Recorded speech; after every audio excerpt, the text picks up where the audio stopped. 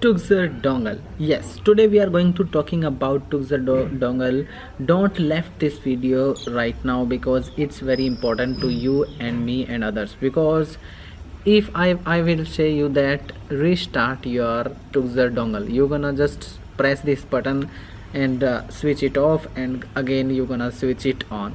That you think about that it's a restarting process, but by keep doing like this you will destroy your button of this dongle, and that means you are just destroying your dongle too.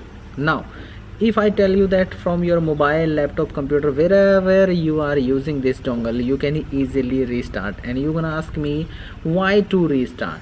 Because many time it happens with us that we want to restart our these type of dongles because of internet is not working or not connecting, not pairing, or any type of error is over there, and you just restart them, and for after that it starts working perfectly. But how we can do it widely and wirelessly if I have put these type of dongles very far from us? Now first of all, requesting you like the video and subscribe channel for get more videos like this. Now what we have to do, we have to just go to internet browser, and there you have to type 192.168.43.1, and after that press enter, and you will be asked about the username and admin username and password. Then type admin in small letters, and after that press enter.